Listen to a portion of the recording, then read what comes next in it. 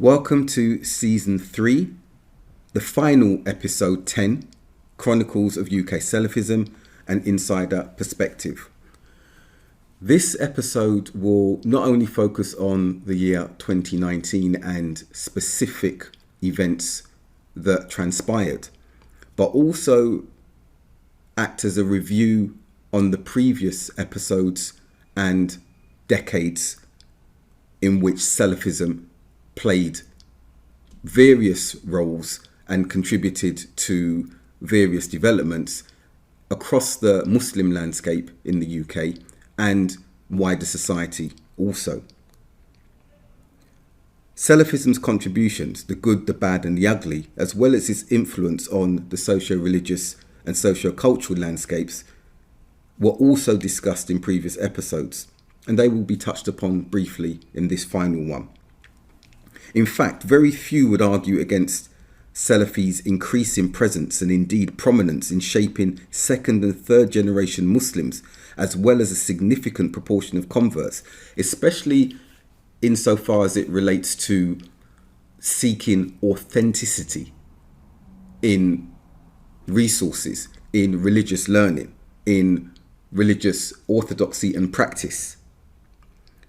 In fact, Quinton Wojtorovic, who I've referred to previously, an academic and practitioner from the US, he observed in the mid-noughties, and I'll quote from him and other academics as well, quote, "The Salafis constitute one of the fastest growing Islamic movements and enjoy a global reach in virtually all countries," end quote. And as I previously mentioned, Quinton was the originator of that three-pronged typology that classified Salafis into quietists, politicos and jihadis, conflating the Muslim Brotherhood, Ikhwani ideology and Khariji Takfiri ideology with Salafis. And while many academics and governments adopted this particular classification, others like me have countered them. And I'll refer to Dr. Annabel Inge and her book, The Making of a Salafi Muslim Woman, in which she states, quote, "Typologies certainly have their uses. They can help us understand the similarities and differences between groups and interpretations and their relationships with one another. But using the term Salafi inclusively to refer to such a wide range of interpretations and groups can have the opposite effect, especially if we are not meticulous in our qualification of the term. This is for three reasons." She then lists those as follows. First, doing so may perpetuate widespread confusion regarding the term Salafi, which nowadays seems to appear in the media whenever there is an attempted or successful terrorist attack, often without qualification. This blanket use of the term puts non-violent conservative Muslims at risk of further marginalization and maybe even criminalization. It is particularly problematic in the Western context, where most Salafis are non-violent and often quietists.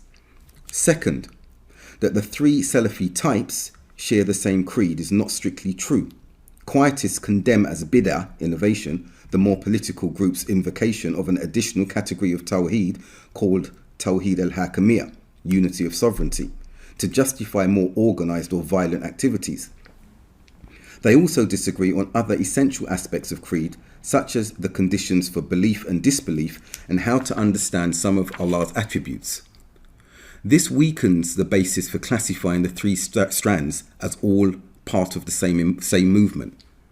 Third, by locating the only points of difference squarely in the political domain, the three-part typology encourages the mistaken belief that purists are completely apolitical and lack a concrete program of Islamic reform, end of quote. I'll move on to the next stage of this podcast, in which I want to refer to my cognitive development framework, that fourth stage framework I referred to in episodes or seasons 1 and 2 in more detail. I refer to them in this season, but albeit to a lesser degree. And as a reminder, the 4 stages of cognitive development are the founding stage, stage 1, a very rudimentary cognitive stage. The second stage was the youthful, idealistic phase of development. And these first two stages, founding and youthful, were very abstract in their acquisition of knowledge and development. And then there was the third stage, being the adult, more developed stage, reflective stage. And the final, most rooted and comprehensive stage of cognition was the mature stage. So those four stages I continue to reference at various levels when looking at personal development myself, for example, and I highlighted during the 90s and early noughties that I was still very much at, according to my own estimation, the second youthful stage because of the level and degree of activism that was taking place, as were many individuals. I did mention at the beginning of this particular season how cult elements of Salafis remain even until now at these particular rudimentary stages, and that's by willful design and it's a strategy from cult leadership. But I will touch upon that as we move further forward. In revisiting this framework, I now want to apply them on two levels. The first one will be where various communities are positioned in 2019. The second level would be where the Salafi movement and Salafis on the whole are positioned. And consideration has never been given, I think, to the latter, hence me focusing on it in this particular episode. So starting with the first one, where various Salafi communities are positioned along the framework, while I'm loath to provide yet another delineation or categorization of Salafis, there have been enough typologies that have been proffered academically. Perhaps my insider perspectives carry more legitimacy, having been an active participant and adherent of Salafism since converting to Islam 30 years ago. So, category one, I would term as referring to localized and wider community engaged Salafis, like the predominantly convert-led Brixton Mosque in South London, from where I herald. And an academic called Kate Zibiri observed, converts may have greater empathy with non-Muslims because of their non-Muslim past and ongoing relationships with their family of origin. Researcher Ali Kos, in his 90s study of white converts in particular, stated, they, converts, still regard themselves as members of their society and they do not favour isolation. On the contrary, they are fully conscious and aware of their own local environment as well as universal aspects of the faith they have adopted. End of quote. And I'll refer to my own observations regarding Muslim identity from my research and my book, Extremists in Our Midst, Confronting Terrorism, or Confronting Terror, sorry. And I stated as follows, quote, the apparent insularity witnessed among some of the more culturally based traditional Asian communities was missing within these particular urban contexts, whereas instead a more embracing approach was evident among urban Salafi communities, particularly in South London. So to recap, that first categorization that I've given was the localized community engaged Salafis like Brixton. The second category that I've observed over the past 30 years is an insular, localized, culturally engaged Salafis who return to being more closely aligned with the established Ahl Hadith movement, which is predominantly South Asian. Green Lane Mosque in Birmingham is among the most prominent focal points for these types of Salafis in the UK.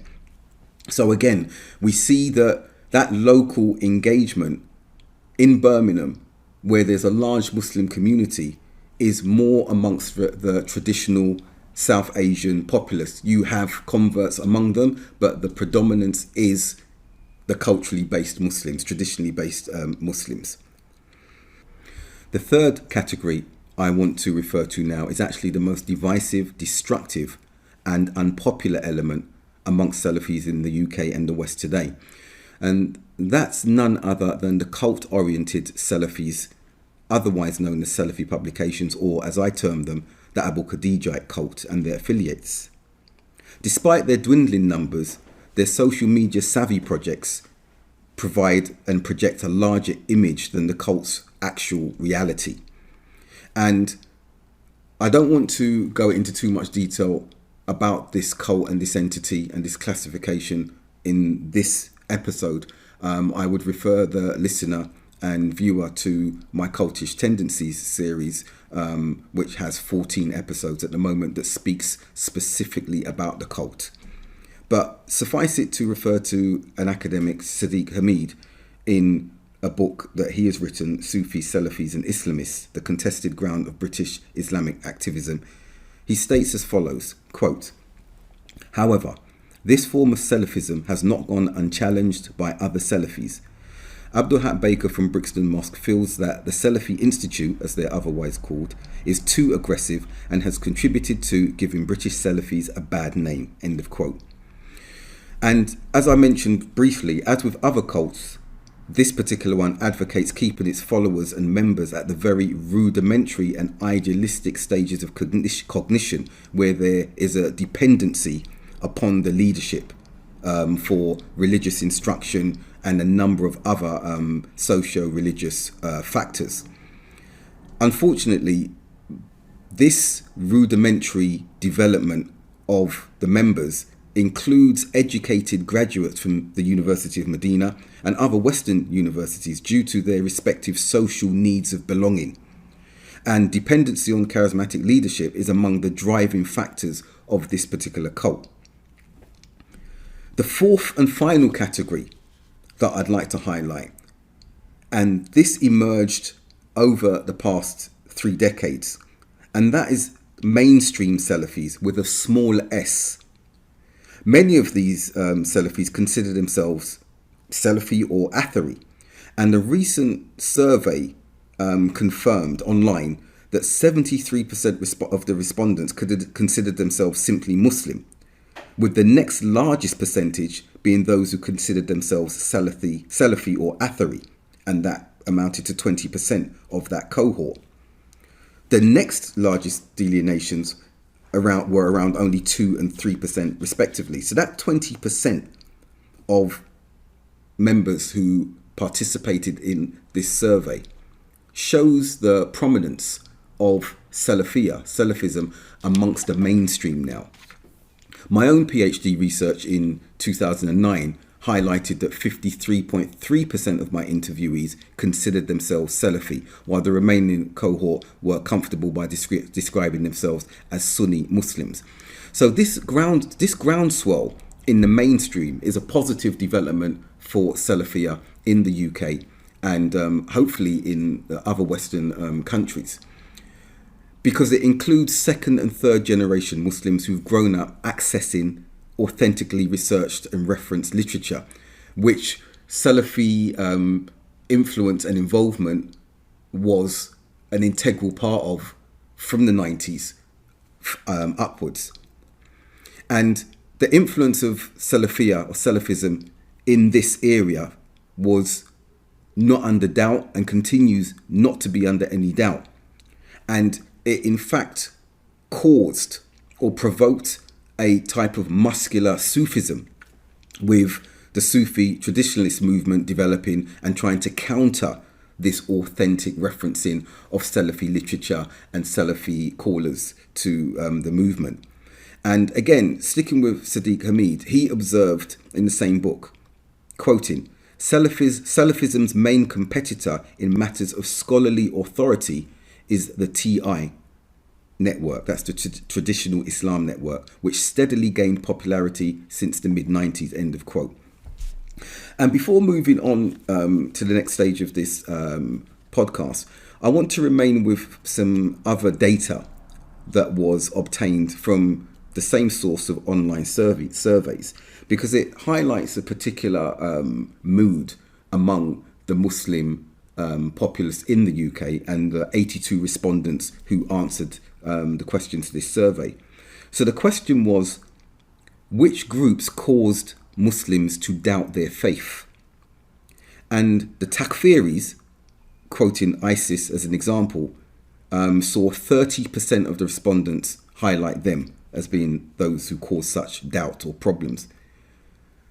An equal percentage of 30% also highlighted what they termed the tabdis, and in brackets they called them the madkhalis, which is a derogatory name for the SP cult followers. I say derogatory because they're referring to Sheikh Rabi bin Hadi al-Madkhali in Saudi Arabia. But I would say to replace the name of Madkhalis with the Abu Khadijites, because he is the sole source and originator of this division that emanated following the split and the fracture of Jimas in the late 90s when he emerged. So we see that they consider the Takfiris at 30% to cause them to doubt their faith.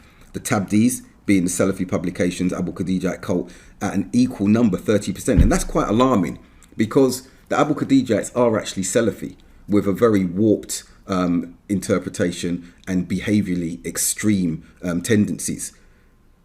Salafis generally followed with 17%, saying that they caused them to doubt their faith, being the lowest number in this categorization. And Sufis were actually at 22%. So 22% of the surveyed group held that Sufis caused them to doubt their faith. So Salafis were at the lowest with 17% in that instance. Moving on to the second query regarding and relating to my cognitive framework, where the Salafi movement is positioned. And this was a difficult one for me to assess because it's subjective, of course. And I've already provided 4 classifications of where particular Salafi groups and entities are positioned. But I would say, placing those 4 entities on the framework, they would all be at different positions, relatively speaking.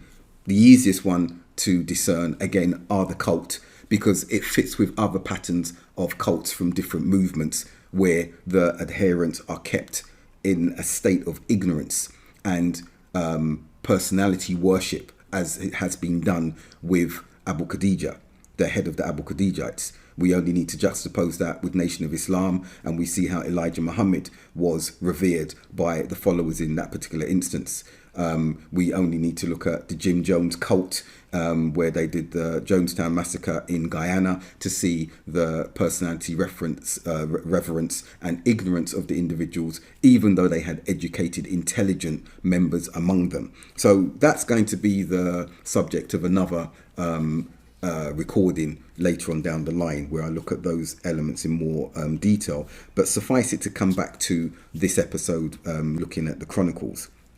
So, on the whole, those who still subscribe to the movement of Salafism, where deferment and influence in socio-cultural and socio-political spheres are still devolved abroad to scholars who are unfamiliar or unaware of these contexts, are still at the secondary idealistic and abstract youthful phase. And that may refer to the Brixton community in some instances. And I'll repeat what I'm saying there. So those who still subscribe to the movement, the Salafi movement, which is demarcated by continual and often deferment and referencing to scholars for socio-cultural and socio-political aspects. I'm not talking about socio-religious in this instance, because we have to continually refer to the scholars regarding socio-religious aspects when it's to do with fiqh issues or issues of monotheism, tawheed, and particular contextualizations within a Western environment. But these entities that continue to go to the scholars for almost everything, where there should be a rudimentary understanding and application by now, shows that they have not progressed beyond the first 2 stages of my cognitive development framework. Again, I'll be explicit in stating that I'm not saying we shouldn't refer to scholars for socio-religious matters and other issues. But the previous paralysis, while deferring very straightforward matters to the scholars, is something that has harmed communities, families, and individuals. Because what has followed from those deferments when awaiting the scholars has been misconstrued edicts, misrepresented edicts, selectively applied edicts from those scholars, used to browbeat other entities, to provide an environmental context where studying has been frowned upon, employment has been frowned upon, and the end result in some cases, especially amongst the urban communities, has been that ghettoization of communities and the children who have grown in those communities. Then we have, when applying, sticking with this framework, those who no longer feel the need to affiliate with organisations and specific groups subscribing to a codified Salafism. They're more likely to be at the latter two stages of the adult and mature phases, being self-assured about their adherence to the religion and their ability to access scholars directly or their students. Dependency, therefore, on the groups and movements like there was in the 90s and early noughties are therefore unnecessary. So again, we're speaking about what I believe is that fourth classification, the mainstream body of Salafis with a small s, who are quite independent, who are quite autonomous, who are quite self-assured, and are no longer involved in the internecine disputes among the Salafi groups that have plagued Salafism across the Western world and in the Arab world for the past 3 decades. Moving on now, I will refer to some of the articles written in 2019, and I wrote a total of 16, this year being the most prolific period of writing articles due to the number of issues that had occurred during the year. So suffice it for me to refer to only a few of them. Reference can be made to my website to see the remaining articles that I will not highlight in this episode. The first of the articles I will highlight was on the 22nd of February, and where I wrote an article entitled "Left Out to Die, the Tragedy of Baby Jarrah Begum." And that was the last child of Shamima Begum. She had 3 children. This was one that died due to ill health in infancy. And this was in part contributed or exacerbated by the UK's refusal to return her to the UK for interrogation and possible trial. She was subsequently illegally stripped, in my opinion, of her UK citizenship and to date remains in a Syrian camp. The next article I wrote was in line with the terrible attacks in New Zealand, where a white supremacist went and killed a number of individuals at Friday prayer. So my article on the 21st of March was entitled "Restless Nights," Nights being spelled Knights, and "Crescent Moons, Terror in Christchurch, New Zealand." On the 23rd of April, my article focused on the Sri Lanka attacks, No End in Sight. And this addressed the 21st of April Easter attacks that saw 267 people killed in a series of attacks across Sri Lanka. 45 foreign nationals were among the dead on that occasion. And I had recently attended a conference at the end of January and resided in one of the hotels that was subsequently bombed, called the Kingsbury. So that rammed home to me, I think, the reality of terrorism, in that I would have interacted and engaged with some of the staff who would have lost their lives in that particular hotel. The 9th of December saw me write an article entitled "Usman Khan, Rehabilitation and Formers, Government Poster Boys and Prodigal Son Narratives." And this discussed the failed strategies and policies of the government and its inability to effectively distinguish between de-radicalisation and disengagement following the attacks of Usman, who was attending a conference close to London Bridge in which he fatally stabbed some individuals and was eventually shot dead by armed police. I will refer to conferences and workshops during that year, and as I just mentioned, I had attended a conference in Colombo, Sri Lanka on the 26th to the 28th of February. That was another United Nations Office on Drugs and Crime conference, and this was focusing on preventing violent extremism through rehabilitation and reintegration of violent extremist and terrorist offenders, and strengthening partnerships with civil society organisations and the local community. The second event of that year was on the 26th of March in Riyadh, Saudi Arabia, where I was invited by the Presidency of State Security, the General Department for Counter-Extremism, to attend an event entitled Integration in Countering Terrorist Organizations Narratives, the Daesh organization as a model, the Daesh terrorist group as a model. I then travelled to the Maldives on the 3rd of August to deliver a lecture for the Islamic University of the Maldives and alongside the National Counterterrorism Centre. And this was an event entitled Taboo, workshops and seminars where I was to discuss and have dialogue with youth around very, very sensitive matters. That was a very beneficial event in which I met the Defence Minister and we discussed a number of issues. It was interesting to note that 2 of her children were studying in LSE in London, UK, and that she herself was a lawyer who had graduated from UK university. And the final conference workshop I attended was again in Sri Lanka. We were invited back to another United Nations conference and workshop, and this was entitled Promoting Regional Measures and Cooperation in Preventing Youth Involvement in Violent Extremism and Terrorism through Effective Criminal Justice Approaches and Legal Frameworks in South and Southeast Asia. Again, that was the 15th to the 17th of October. And in that particular event, or at that particular event, we addressed the Easter attacks and the complacency that the services, intelligence, police, government had regarding any threat of religiously inspired, or let's say so-called Muslim inspired terrorist attacks.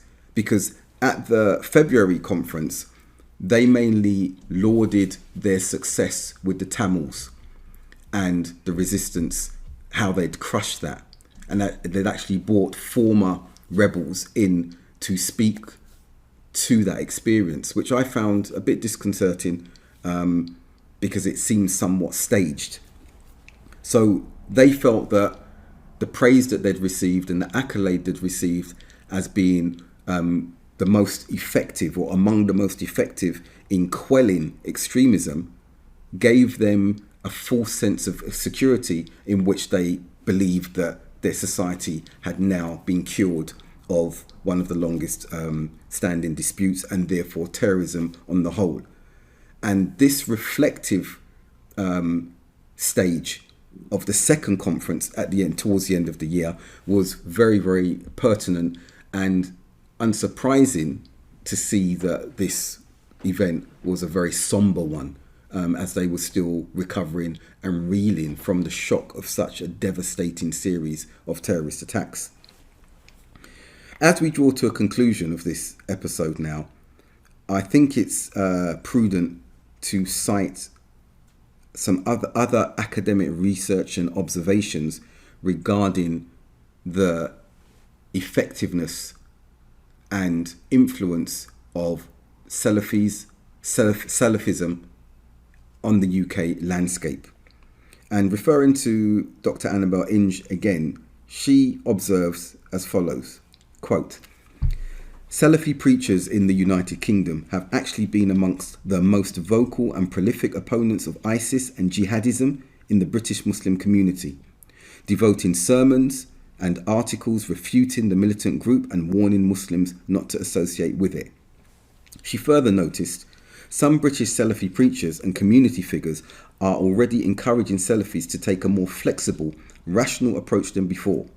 They argue that there has always been room for some pragmatism within Salafi doctrine, but overzealous and excessively literalist followers have often failed to recognise this fact.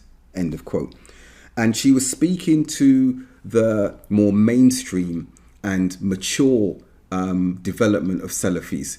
Again, as I'd mentioned earlier, moving away from this requirement of belonging to a group or an entity that shaped, dictated and codified aspects of Salafiyah beyond what they had previously been confined to or amongst.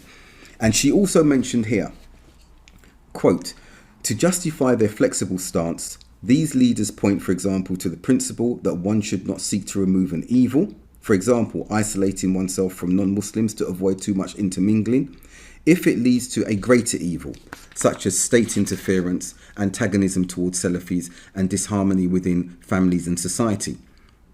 According to Abdul Haq Baker, UK Salafis' excessive literalism and blind following of the scholars has meant that over the years, Salafi women and men have pulled out of society, withdrawn themselves from society because, quote, we don't want to be mixing, close quote. So they ghettoised themselves and they've ghettoised their children in the process. Continuing with her quote.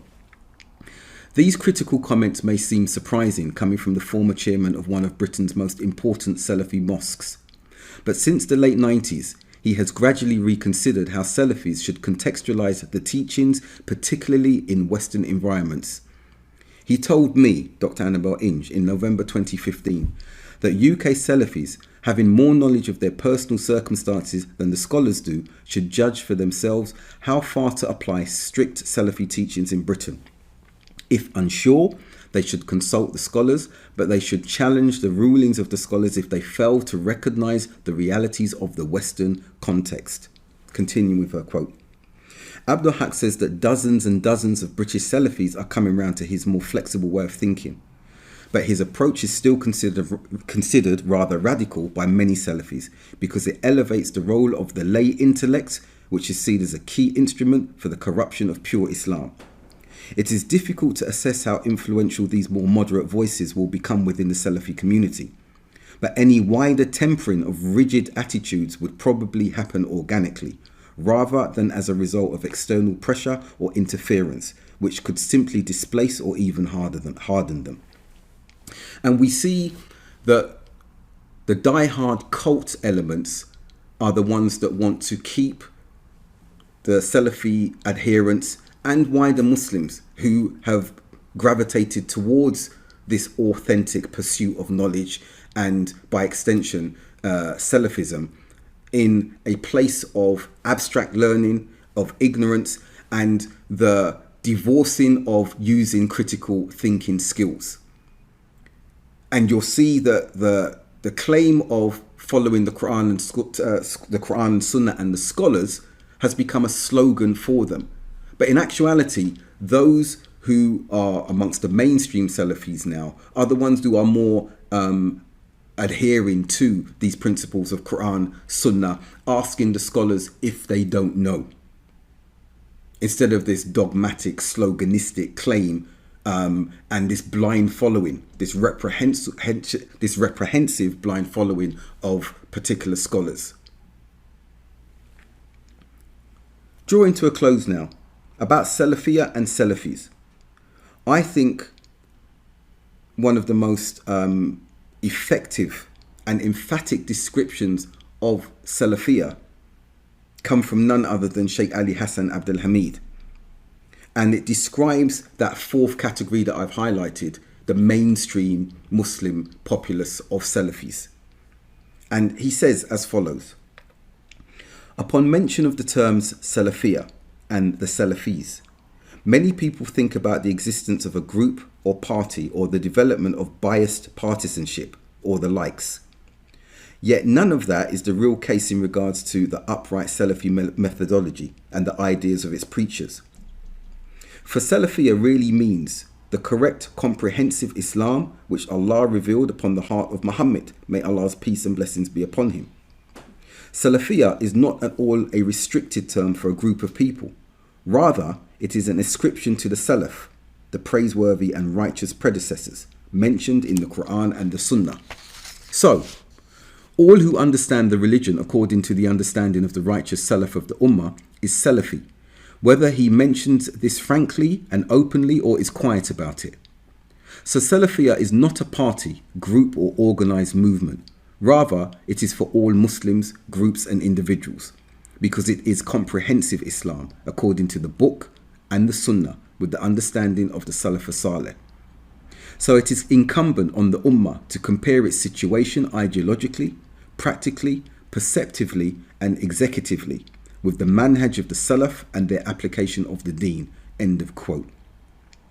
I do not think anyone could disagree with the comprehensiveness of this statement from Sheikh Ali Hassan. And I think it is a good quote to end this entire 30 episode podcast series. But before doing so, I will refer to one final event that continues to affect us 7 months on in 2020. On the 1st of December 2019, the earliest traceable patient, a 55-year-old man, developed symptoms of what would be classified as COVID-19 in Wuhan, China. And months on, the world has been overrun by this pandemic. To date, almost 13 million people are infected, and it has affected every part and every society and community. And many of us know of individuals who have succumbed to the illness and, even worse, died. And I think this is a sober place to conclude these chronicles. And I hope that other chronicles can emerge with the same veracity, if not more, highlighting and charting other movements in the UK that have shaped the Muslim community's development and impact, as well as involvement in UK society over the past 30 years or so. I'll end by saying that we hope and pray that this trial of COVID-19, this pandemic, is lifted. It can be tackled, that a vaccine that we trust can be developed, or that we develop a resistance from natural products, and that's still a reality, and that we can remember those we've lost and those fighting to recover. I want to thank those listeners who have continually engaged with me throughout this journey, and I appreciate and acknowledge their input, and in some areas constructive criticism. And for those who have benefited, again, thank you for your contributions and favourable messages that I've received ever since I started and embarked upon these chronicles. This is the end of Chronicles of UK Salafism, an insider perspective. Thank you for listening. Assalamu alaikum wa rahmatullahi wa barakatuh to those Muslims who have paid attention, and goodbye to non-Muslim listeners.